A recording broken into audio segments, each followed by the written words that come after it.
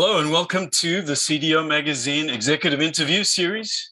I'm Derek Strauss with Gavroshe, and we're partnering with CDO Magazine and the MIT CDO IQ and the International Society for Chief Data Officers in a series of executive interviews. And today I've got the pleasure of talking with Mike Giresi. Mike is from Molex, and he is the Chief Digital Officer at Molex. So Mike, welcome. Thank you, Derek. It's great to be here. Happy to be participating in this discussion with you. Yeah, and this is going to be a real treat, I think, for our audience, Mike. It's always great when we can get into some real examples from organizations that have taken data and analytics seriously, as part of their digital transformation plans. And of course, Molex, being the successful company that it is, has really taken this idea of using data and analytics to a really interesting level. And I'm sure our audience is going to be hanging off every word that you that you give us. Obviously, when you're doing transformation, digital transformation of a company, and Molex is like 80 years old. It's no small feat to do that, because there's all sorts of issues that you've got to look at: embedded culture, mental models, processes, etc., that have to be looked at again in fresh light. Things that have served the company very well in its evolution. But now in the transformation phase, one has to kind of reevaluate and rethink certain aspects and tweak things. So, it's always a great challenge, certainly. Now for our audience, let me just mention to the audience the fact that this interview is going to be broken up into three segments. And each segment's going to deal with a distinct sort of subtopic. But the overarching thing is going to be about, driving digital transformation at Molex and connecting to value. The first segment is going to be, talking specifically about technology drivers. The second one's going to talk about process and data improvements. And the third one's going to have a real focus on organizational change management. So, just for the audience, make sure you pick up all three, because that'll give you the full story of what Mike and I are about to discuss. So with that as a bit of backdrop to this, let's dive right into segment one. So segment one of the three-part interview, we'll focus here on technology drivers influencing the direction that digital transformation is taking at Molex. So let's jump right in then, Mike. Molex has a number of key transformation pillars, one of which is the digital product lifecycle transformation.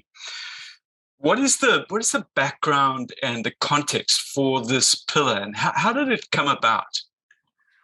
Derek, it's interesting. You mentioned this concept of transformation in an 80-year-old company that's been really successful and has achieved meaningful progress in the industry. We are one of the leaders in the electronic componentry and connector business, and we're proud of the heritage that we have. But to your point, the consumer and the customer changes, and the speed of that change only accelerates. And our ability to engage with the customer in areas that the customer values and is willing to reward us is really the bedrock of our vision that underpins this transformation. I would say that our transformation is a business operating model transformation, highly focused on the things that the customer needs to derive from us in a manner which we differentiate in terms of our competition. Product lifecycle management, the concept of bringing products to market and helping create innovative solutions and meaningful implications to the end consumer for the customers that we work with, being a B2B primarily.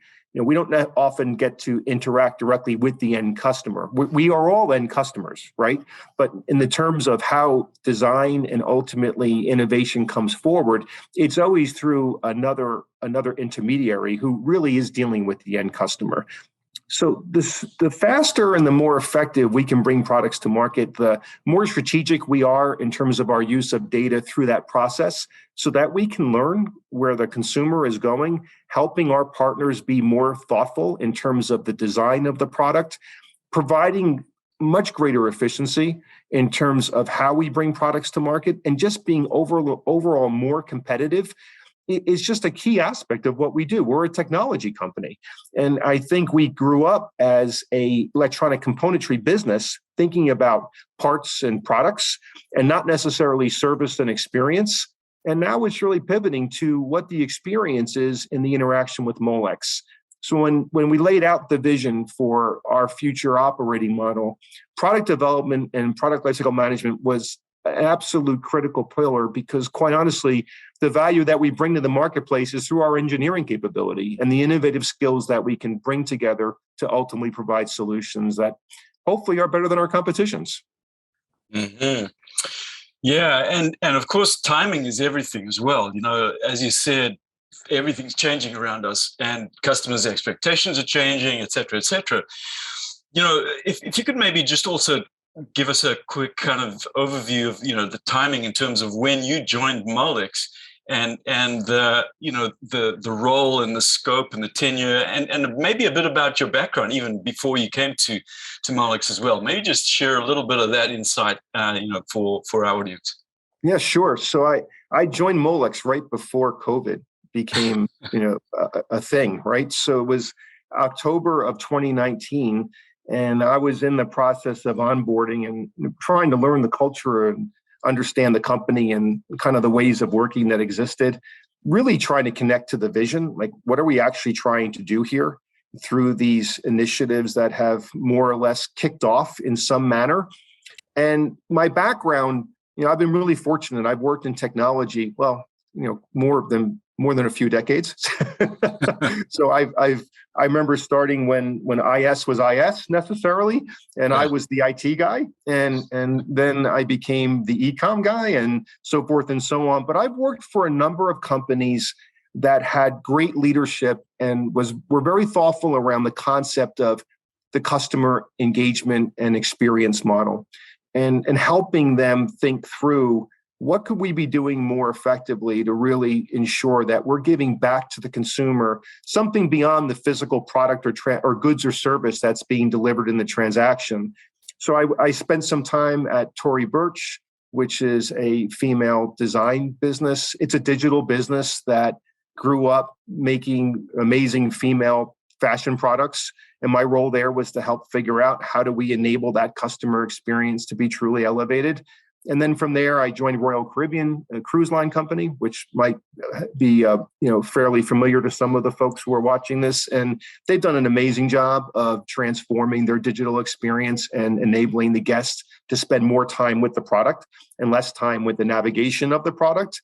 And then right before Molex, I was with Aramark, which is one of the largest business services business in the world, quite frankly. So all of that focus was really on what do we need to do to really differentiate how the customer engages with our business? And the key aspect of that is always data. It's information and the availability of information so that we can enable the employee to fulfill on the promise that we're making to the customer, and make it so that the customer can see that we've been super thoughtful about their time and engagement and purpose with our business, and that we reward them for allocating that investment with us. Yeah, absolutely critical approach to take for sure. Well, that's great as a kind of a foundational understanding for a lot of the stuff that we're going to be talking about in the next couple of segments as well. So thanks for that. If we kind of just step back for a moment and think in terms of the key technology drivers that immediately out of the gate you were kind of faced with and looking at, and maybe some of the barriers and the challenges around each one of those. How would you kind of characterize those? Well, I would start with the legacy infrastructure that we all inherited that served the company really well over many, many years, but was actually an inhibitor to driving some of the capabilities that we believe we need at the front of our business. And the primary challenge was really the architecture of the infrastructure. Coming from a pretty large ERP-centric architecture, lots of point-to-point integrations to different edge systems, I would call them, a lot of process kind of what I would call customization, both technically and workforce-wise in terms of around the technology. So instead of the technology being configured to actually enable the employee to kind of drive to certain outcomes, the employees having to apply, we call it human middleware, work around the technology so they can do their jobs. And just a mental model that ERP was the heart of the technology strategy versus having a more data-centric approach to that. Mm. And given those kinds of barriers and challenges with the technology drivers, what kind of strategies were you thinking of, you employing to kind of start addressing those? Well, initially, first and foremost, we had to establish a vision for how we were going to enable some of these capabilities, particularly in our product lifecycle management and supply chain areas. And to do that, Derek, we had to step back and say, well, wait a minute, we're trying to enable an operating model that allows us to fulfill product at a much faster cycle time than we do it today. For that to happen, we have to connect parts of our business that have never really been connected before. We have to kind of force people to work collaboratively in understanding how their input or action actually implicates some process further downstream or upstream. And that if we try to do all this through an ERP, we're going to really struggle because the ERP is not meant to be very malleable yes. or configurable, right? So we had to lay out a strategy around data and data services and help try to start connecting people to the actual asset that exists in our technology architecture is not just the systems that transact on our behalf. It's the data that we both create and is created that ultimately drive the outcomes we're trying to achieve. And honestly, that just wasn't something that was innate to the organization. So we went down an exercise, Derek, where we took the global leadership team through basically a design thinking exercise. And we started with what outcome do we want to achieve? What do we want Molex to look like in the marketplace? What would be really great if we were able to do and accomplish these types of outcomes? And then what needs to change to enable that? And it was a 4 or 5 month exercise. It was executed over the first half of 2020. In the meantime, these transformation programs had already started. So we're trying to kind of manage the pace at which people want to accelerate certain activities versus the reality of achieving the outcomes that we're trying to attain. And it was during COVID, so we couldn't be in person. So it was a fascinating time. Fortunately, everybody was healthy and safe, so we were able to do it appropriately.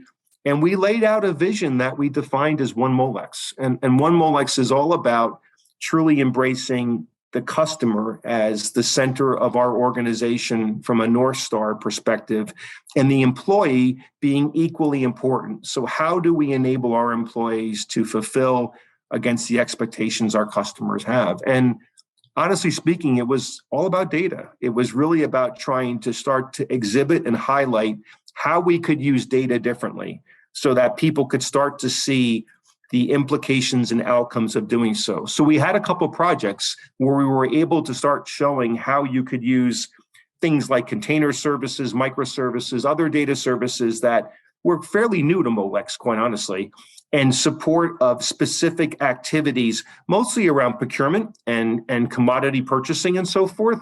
And that started to show real promise. Like people could start to see, wait a minute, I can actually do my job in the context which I have to work within the ecosystem versus having to manipulate like 5 different systems with 30 different spreadsheets and who knows how many access databases.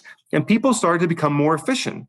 And that was really important so that leadership could see if we did something differently, we could get a different result and a different outcome.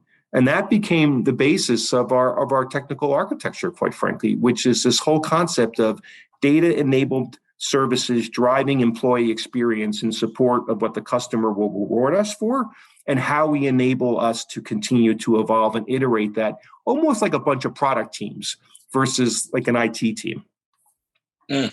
Music to my ears, Mike. In fact, I'd love to kind of capture just what you've said and put it to music. I think it would be a hit on this channel. Well, I hope it's a great song, Derek.